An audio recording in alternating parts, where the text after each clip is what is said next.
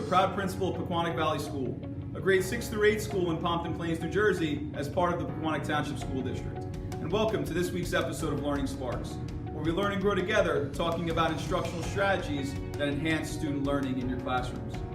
Today I'd like to talk to you about a critical skill that I think is necessary for students to be successful in classrooms today, and that's to develop problem-solving skills. So today in this episode, we're going to talk about how can we as teachers and administrators develop problem solvers in our classrooms. It's very easy as a teacher to spoon-feed information to students. To make sure that they understand the concepts, why don't we just give them the information? And that can be one of the most frustrating things as a teacher. And I've had many conversations with my staff over the years when they come into my office and they say, you know, Rich, I don't like the fact that I'm giving students information. I want them to be able to solve problems on their own. So that's a big piece to effective instruction in the classroom, and more importantly, effective student learning. Because we don't want to develop spoon feeders where students are just getting information and spitting it back out. Because when you develop spoon feeders in the classroom, what happens is we rob them of the benefits of rigorous learning. When we're giving them information, students are not learning resilience. We begin to rob them of effort. We want them to have productive struggle. We want them to sit in a classroom and have to critically think. It may be frustrating, but in the end, we're teaching the students resilience, we're teaching them grit, we're teaching them determination, accountability, and responsibility. We rob them of opportunities to appreciate what that means if we just continue to give them information. Because if we hand students everything, then they will come to expect it in the classroom.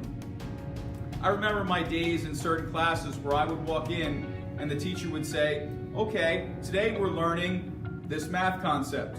And they would write it on the board, we would do it together, and then they would say, okay, go do problems 1 through 5.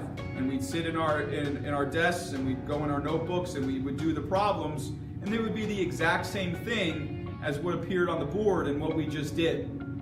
We weren't developing problem-solving skills. We were developing the ability to copy and just regurgitate information. So I believe if we're going to create and develop problem solvers in our classrooms, we need to give them situations that we would see in real life. When a problem arises, we need to figure out how to solve it.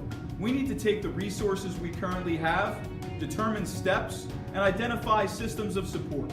Places where we can go or people we can seek out to help us solve these problems, because we're not alone.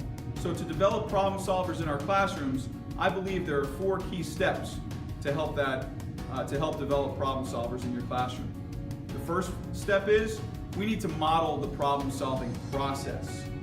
We need to teach students how to evaluate, how to select resources, and how to articulate their thinking.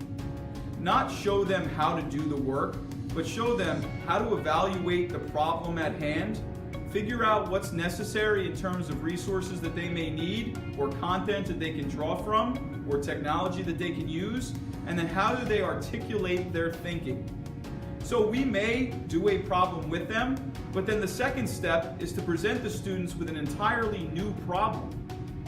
We need them to allow them to struggle, to see that there may be different steps that they have to take, different resources that they may need to seek out, different people they may need to talk to. The third step of the process is to have a discussion.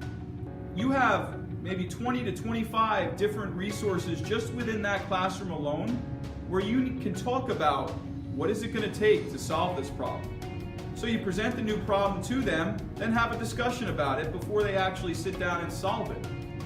What are they going to need to be able to do? And then the last step of the problem-solving process is to set them free and let them solve the problems. Let them incorporate technology. If you're a one-to-one district or have the ability to utilize technology, let them figure it out on their own. And that's a hard thing to do as a teacher because you're giving up control of the classroom. But to develop problem solvers in our classrooms, we need to have them productively struggle, figure out the resources that are there, what they can do, because when we set them free outside of our classrooms and they go out into the real world, that's what's going to be expected of them. They're not going to be spoon-fed information. They're going to be expected to solve a problem. and they may have limited resources, but if they have the experience of going through the process of that productive struggle with our assistance, then we're creating learners. We're creating thinkers, and we're creating doers. I came across a quote that said, "Allow creative problem solving, because in the real world, there is no answer key." And so for students, I think it's critically important that we let them struggle. We let them understand the process of being a problem solver and let them utilize the skills that they already have. Because I can tell you right now, students are ready to go.